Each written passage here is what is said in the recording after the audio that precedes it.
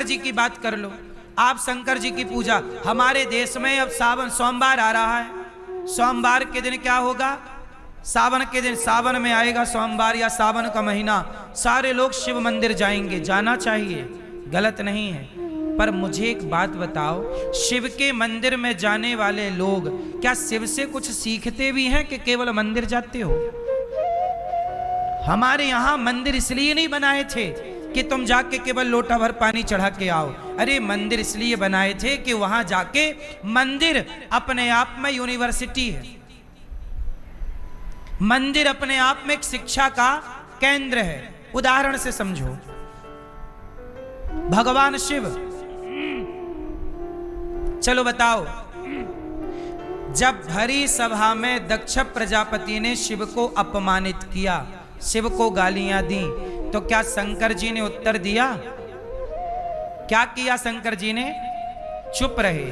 क्या आपको कोई गाली दे दो चार तो चुप रह पाते हो? क्यों? फिर शिव की पूजा का मतलब क्या हुआ? शिव के आदर्शों पर तो चले ही नहीं।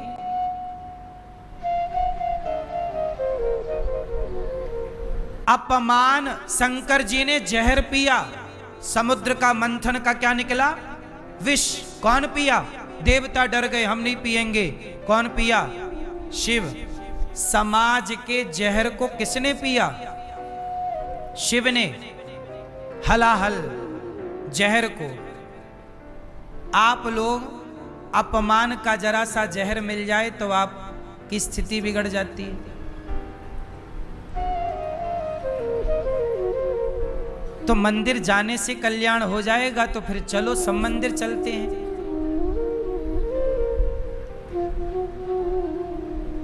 आज लोगों ने अर्थ का अनर्थ कर डाला।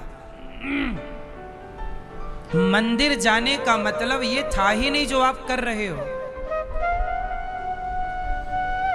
लोटा भर दूध ले जाके डाल दिया। क्यों डाला पता ही नहीं, सब डाल रहे हैं तो हम भी डाल रहे हैं। कौआ कान ले गया तो कौआ के पीछे भाग गए। कान भी तो देखते कि है कि गया।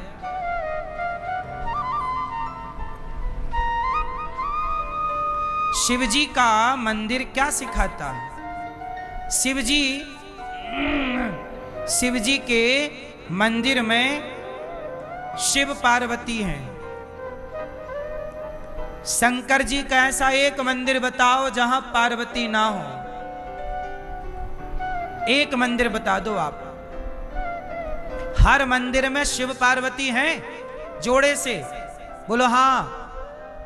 आप बताइए कि आप शिव के मंदिर में जाते हो, शिव जी तो युगों युगों से अपनी पत्नी के साथ रह रहे हैं। तुम 10-20 साल अपनी पत्नी के साथ नहीं रह पाते, तलाक ले लेते हो और तुम जा रहे हो शिव जी के मंदिर में। तुम्हारी गृहस्थी, पति पत्नी से तुम्हारा विवाद चल रहा है, तलाक हो गया तुम्हारा, और तुम मंदिर जा रहे हो शंकर जी के। और शंकर जी सिखा रहे हैं कि देखो पत्नी के साथ मिलके रहो, पति के साथ मिलके रहो। सीखना कुछ नहीं है, बस जाना जाना है। शिव पार्वती का तलाक हुआ तो तुम शिव भक्तों का क्यों हो जाता है?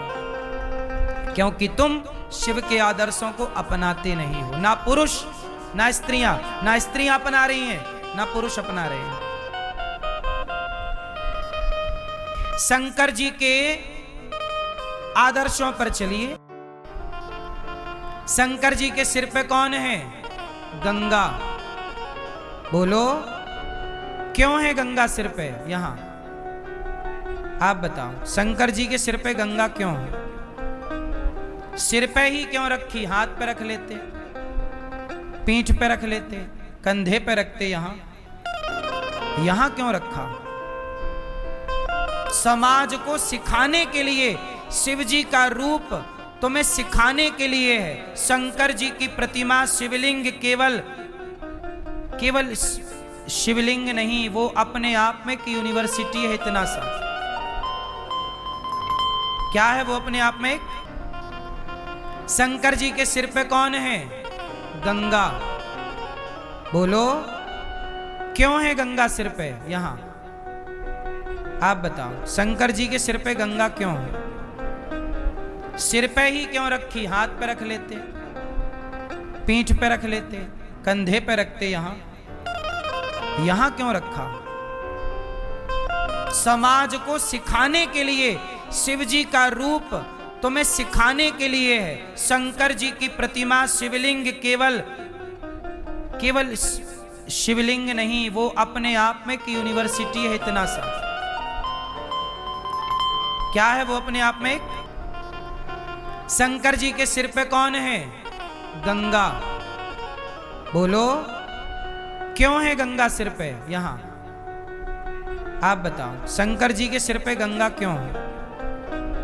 सिर पे ही क्यों रखी, हाथ पे रख लेते, पीठ पे रख लेते, कंधे पे रखते, यहां क्यों रखा? समाज को सिखाने के लिए शिव जी का रूप तुम्हें सिखाने के लिए है। शंकर जी की प्रतिमा शिवलिंग केवल शिवलिंग नहीं, वो अपने आप में की यूनिवर्सिटी है। इतना सा क्या है वो अपने आप में? शंकर जी के सिर पे कौन है? गंगा। बोलो क्यों है गंगा सिर पे? यहां आप बताओ, शंकर जी के सिर पे गंगा क्यों है?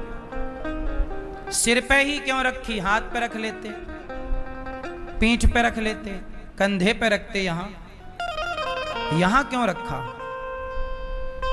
समाज को सिखाने के लिए शिव जी का रूप तुम्हें सिखाने के लिए है। शंकर जी की प्रतिमा शिवलिंग केवल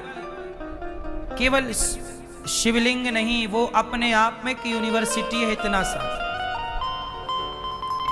क्या है वो अपने आप में? शंकर जी के सिर पे कौन है? गंगा।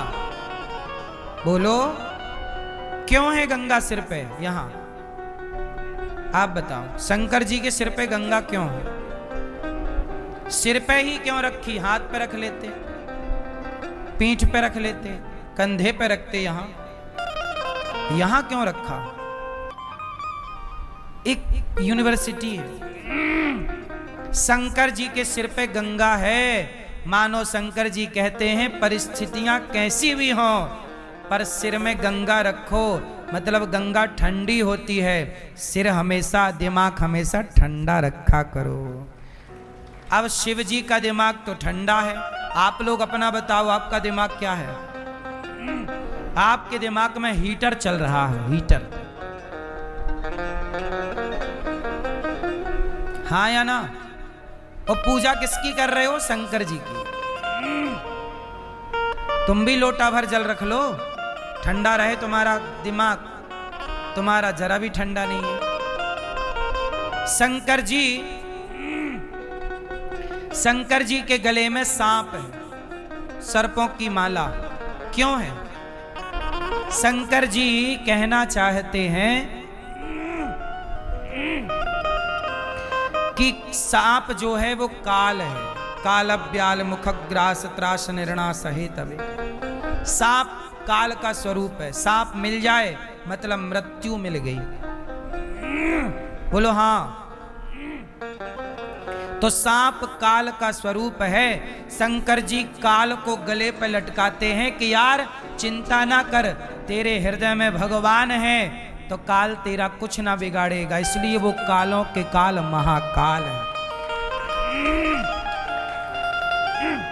शंकर जी को भगवान पर इतना भरोसा कि भगवान राम उनके हृदय में रहते हैं और काल गले में लटका।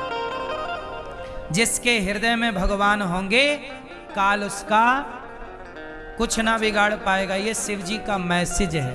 पर कितने लोगों को ये मैसेज आया? कोई नहीं मैसेज ले रहा शिव जी का। जल जल जल, 1 लोटा 2 लोटा 4 लोटा।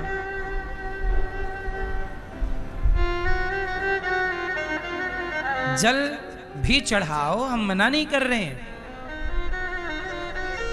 पर शिव के आदर्शों पर नहीं चलोगे तो क्या होगा बताओ ना।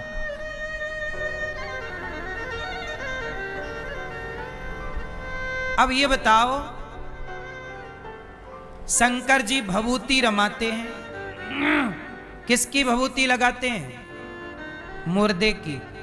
चलो बताओ शंकर जी भभूति क्यों लगाते हैं? उत्तर दो मेरी मां।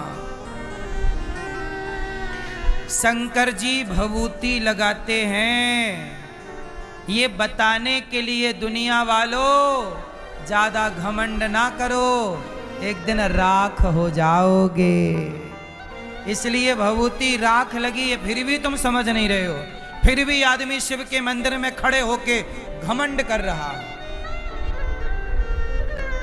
शिव का भक्त है पर घमंड करता है। तो तूने शिव से इतनी बात नहीं सीखी तो काय का शिव भक्त है?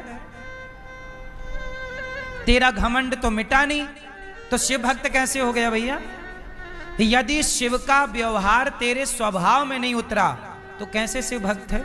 राम का आदर्श तेरे व्यवहार में नहीं है तो कैसे राम का भक्त है? कृष्ण का आचरण, गीता का आचरण जीवन में नहीं है तो कैसे कृष्ण का उपासक हो गया तू?